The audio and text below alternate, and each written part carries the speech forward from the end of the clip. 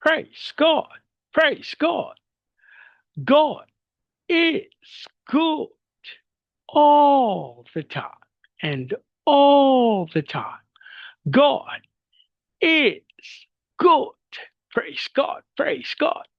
Isang mapagpalang araw po sa bawat isa. Sa pagkakataong ito, tayo po ay dudulog lalapit sa ating Diyos na buhay ng may pananampalataya na kung saan may dalawa o tatlo na nagkatipon sa kanyang ngalan. Naroon siya sa kanilang kalagitnaan.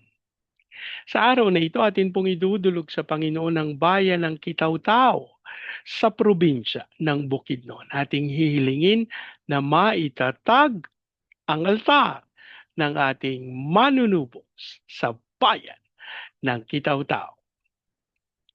Mahimutag sa atong mga kaigsuunan diha sa Visayas ug sa Mindanao. Bisan pa katong atong mga kaigsuunan nga anaa sa Luzon ug sa laing nasod. Dalaygon ang Ginoo sa walay katapusan. Ang atin pong pagsambay mula sa Aklat ng Mga Awit, 75 kabanata, ang talata po ay 8. Si Yahweh na Diyos ay may kopang hawak, sariwat matapang yaong lamang alak. Ipauubaya niya, ito'y tunggain ng taong masama hanggang sa ubusin. Si Yahweh na Diyos ay may hawak na kopa, sariwat matapang, yaong lamang ala.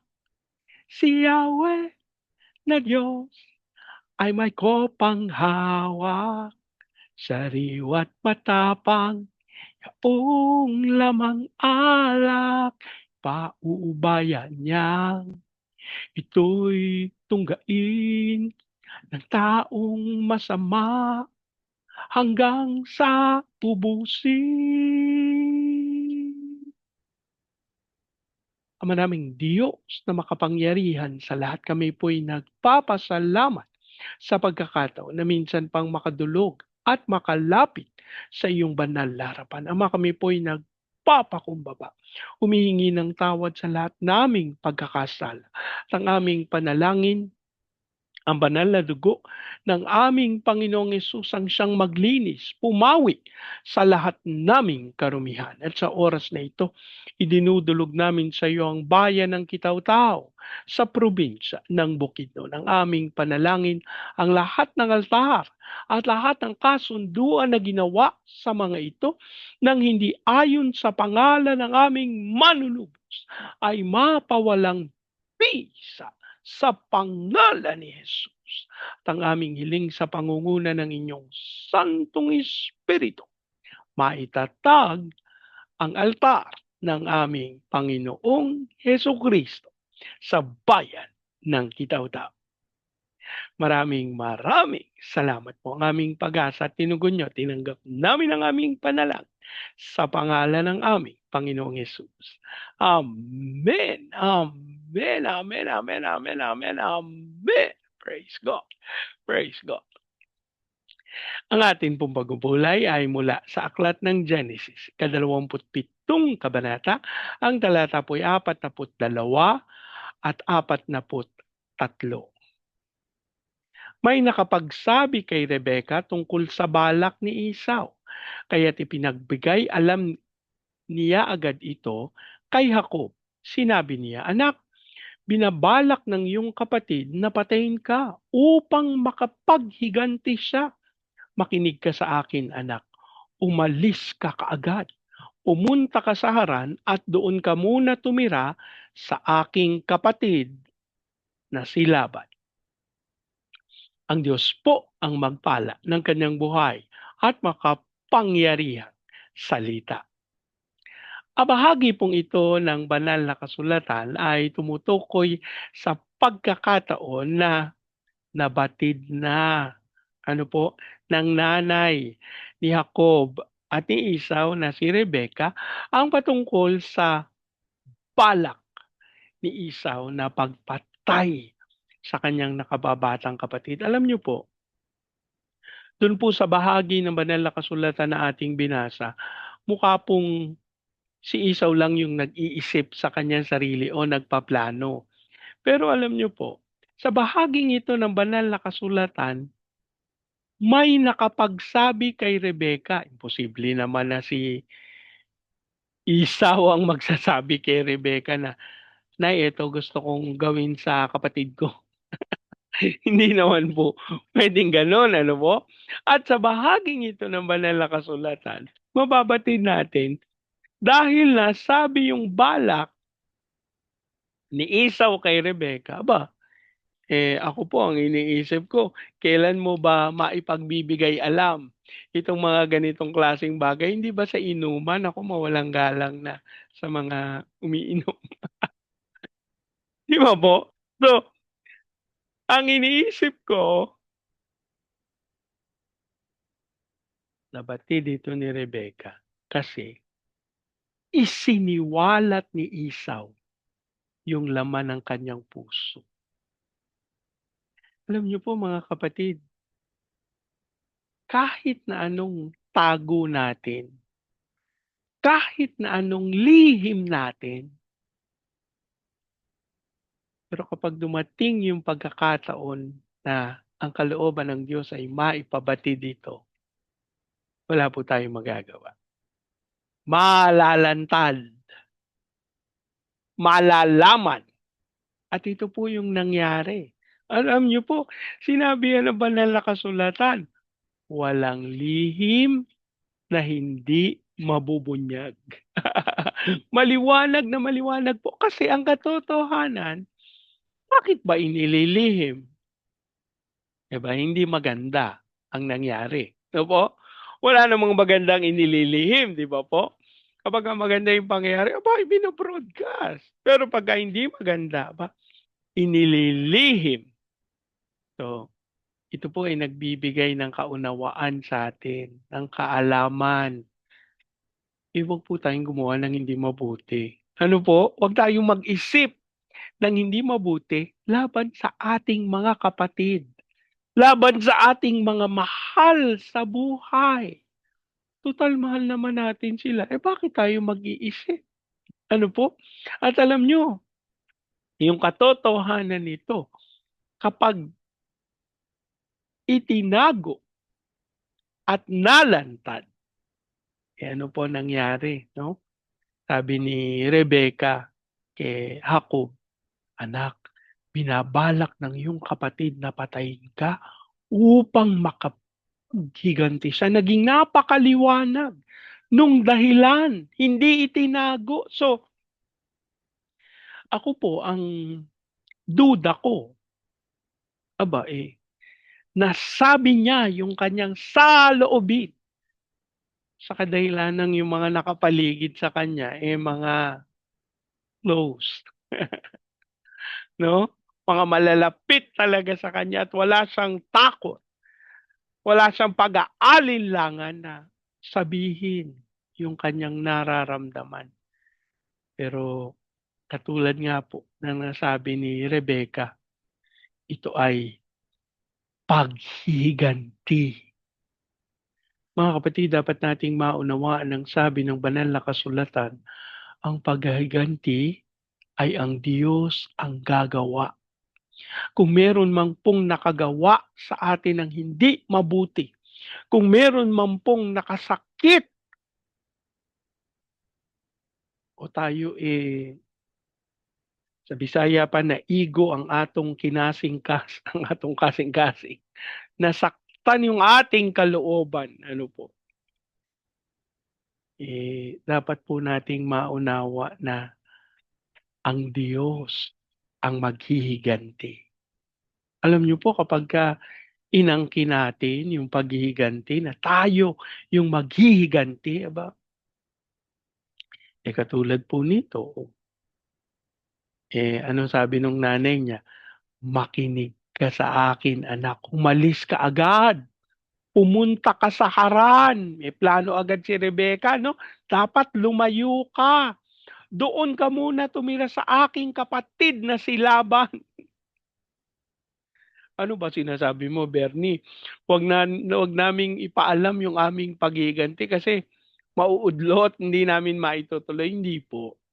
Katulad po ng sinabi ko kanina, ang paghiganti ay sa Panginoon.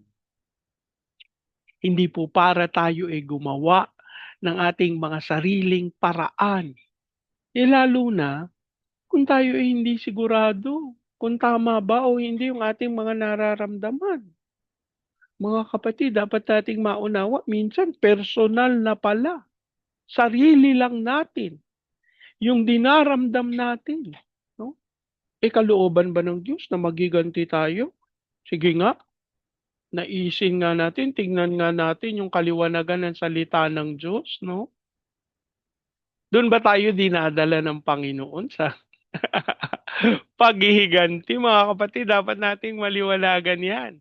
At sa ganyang paraan, dapat mabatid natin, saan tayo dinadala ng Diyos? Ano ang gusto ng Diyos na mapangyari sa ating mga buhay? Naku, ako po ito pong bahaging ito ng ating pagbubulay ay panawagan. Huwag nating suklian ng sakit yung sakit na ating naramdaman. Hindi po kalooban ng Diyos na tayo ay gumanti. Alam niyo, ano bang paghihiganti yung gagawin ni Esau? Sabi niya, papatayin niya yung kanyang kapatid. Opo, isa akong magulang. Kung mababatid ko yan na yung isang anak ko, nagpaplano ng hindi maganda dun sa isa ko pang anak, gagawin ko yung lahat ng paraan. Ano po? Samantalang alam naman natin ang sulsul dito ay si Rebecca. Walang galang na sa kanya. Pero ipinababatid ko lang po na ang katotohanan, ang mga pangyayaring ito. Alam niyo, ako ay nagpapasalamat sa banal na kasulatan sapagkat hindi nito itinatago sa atin ang katotohanan. Lantad na ipinapakita sa atin na ang mga tao na nasa Biblia ay mga totoong tao. Ang inyo pong lingkod nag-aaral sa online. Ano po, may online class po ako. At isa doon sa aming tinatalakay si Job. Na kung totoong tao daw ba si Job? Kasi sa sobrang hirap nung nangyari, nung naganap sa kanyang buhay, ang nasabi pa ni Job ang Diyos ang nagkaloob, ang Diyos ang may karapatang bumawi, purihin ang pangalan ng Panginoon. Alam niyo, sabi nung, sabi ng isa sa mga classmate ko, sabi niya, parang hindi naman masasabi ng tao yan. Sabi niya, dahil daw, Dahil daw, napakahigpit, napakadilim nung pinagdaanan ni Job. Ang sabi ko naman, wag ho nating kakalimutan na bago mangyari ang lahat ng ito, matapos na ang mga anak ni Job ay magkasiyahan, ang sabi ng banal na kasulatan, tuwing umaga, si Job ay naghahandog sa Panginoon at nananalangin, patawarin mo po sila kung sila ay may mga nagawang hindi ayon sa iyong kalooban. At ito po'y nagsasabi sa atin nung tamang kaisipan na tinataglay ng lingkod ng Diyos. Totoong tao ba si Job? Alam niyo po, ako'y naniniwala 100% hindi po katang-isip si Job. Hindi po talinhaga si Job. Si Job po ay totoong tao. At katulad ni Job, ito yung nais ng Diyos na ating ganapin. May mga pangyayari ba sa ating buhay na sobrang sakit, sobrang dilim? Aba, huwag tayong maghinagpis. Huwag tayong mawala ng pag-asa sa Diyos. Bagkus tayo ay manalig at manampalataya sa ang nagkaloob, siya rin ang babawi. Manalangin po tayo. Ama naming Diyos na makapangyarihan sa lahat, kami po'y nagpapasalamat sa iyong salita na nagtataglay ng mga totoong karanasan ng mga totoong tao. Kami po'y humihingi ng kapatawaran sa mga pagkakataon na kami may pagdududa sa katotohanan ng iyong salita. Patawarin mo po kami lalo na po dun sa mga pangyayari na iniisip namin, aba napakahigpit naman ito, parang hindi naman tao ang gagawa nito, ano po. Pero kami po ay nagpapakumbaba at dumadalangin sa iyo. Panginoon, linisin mo ang aming puso, ang aming kaisipan. Nais naming lumakad sa iyong katwiran. At ang aming panalangin, Lord, kung meron mang hinanakit, sama ng loob, hindi pagpapatawad ang nasa aming mga puso. Lord, sinasalita namin yung kapatawaran sa lahat ng nakasakit sa amin. At ang aming panalangin, linisin mo po ang aming puso ng banal na dugo ng aming manunubos. Sapagkat nais namin, Ama, na maganap at makapaglingkod sa iyo ang ayon sa iyong kalooban. Dasal din po namin, Panginoon, kung meron mang mga nasaktan, kung meron mang kaming nagawa ng hindi tama, may nasalitaan kami, napag-isipan, Ama, dasal namin na kami linisin. At hayaan mong makagawa kami ng paraan na makahingi ng tawad sa mga taong ito. At sa pangalan ni Jesus ang aming pananampalataya, patuloy kang kumikilos sa aming mga buhay upang tunay ang landas na aming tatahakin ay ang katwiran na nagmumula sa iyo. Lord, amin ding idinudulog sa iyo ang bayan ng Kitaw-Tao sa probinsya ng Bukidnon. Ang aming panalangin, ang iyong Santong Espiritu ang magkaloob ng pagkakaisa sa katawan ng aming Panginoong Yesus upang sa iyong pangunguna maitatag ang altar ng aming manunubos sa bayan ng Kitaw-Tao. At ang aming panalangin, let the fire of revival forward sa bayan ng Kitaw-Tao. Hayaan mong dumalo ito sa Baguio City, Cagayan de Oro, Legazpi, Lipa, Manila, Pampanga, Pateros.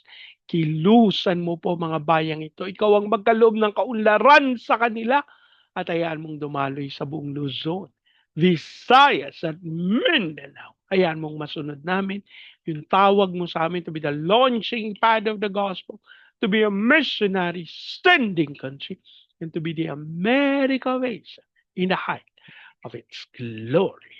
Asal din po namin ang pagpapala mo sa aming mga training agencies katulad ng may Life, Asian Center for Missions, Elijah House Philippines, Church Renewal, Asia Pacific, International Institute Studies. Ikaw pong magkaloob ng lahat ng pangangailangan ng mga ministeryong ito upang maganap nila ang dakilang kalooban mo. As we also pray sa aming mga misyonero sa iba't ibang panig ng daigdig. Ikaw po ang magpala at magkaloob ng iyong anointing sa kanila. As we also pray sa aming mga OFWs na tinawag mo bilang overseas Filipino witnesses, hayaan mong sumaksi sila sa mga bansang iyong pinagdalhan sa kanila. Habang idinadalangin din namin sa iyo ang aming President Marcos, Vice President Duterte, ang Senado, Kongreso, Judiciary, Military, Police, Local Government. We declare the fear of the Lord na maghari, lalong-lalo na sa BIR, Lord God, ang aming panalangin. Ikaw ang kumilos. Dasal namin ang iyong pagtutuwid sa ahensyang ito ng gobyerno upang tunay magamit ang lahat ng pondo para sa iyong kalwalhatian. As we also pray sa mga bansa na tutunguhin ng iyong lingkod upang manalangin, we declare the fire of revival sa Vietnam, sa Cambodia, sa Laos, sa Myanmar, sa Thailand, Malaysia, Singapore, Indonesia at Brunei. Pahintulot mo ng iyong spirito at kapangyarihan ay dumaloy sa mga lugar na ito upang tunay maganap ang iyong dakilang kalooban.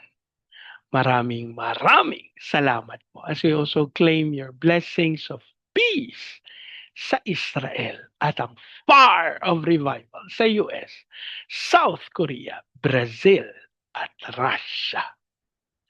Maraming salamat po. Inaangkin namin, tinugon niyo at tinanggap namin ang aming panalangin sa pangalan ng aming Panginoong Yesus. Amen. Amen. Amen. Amen. Amen. Amen. Amen. Praise God. Praise God. Sa pagkakataong ito, yan niyo pong salitain ko ang basbas ng Panginoon sa inyo at sa inyong sambayan. I declare the everlasting love of the Father. I declare the unending blessings of the Son. I declare the sweet, sweet, sweet fellowship of the Holy Spirit now and forevermore. I declare this new house and lot with working, with a new vehicle, and with a flourishing business. In Jesus' name. Amen. Amen. Amen. Amen. Amen. Amen. Amen. Amen. Praise God. Praise God. Hanggang sa susunod po. Sama-sama nating ideklara, God bless the Philippines. And so we declare to God be all the glory in Jesus' name. Amen. Amen. Amen. Amen. Amen. Amen. Amen. Praise God. Praise God.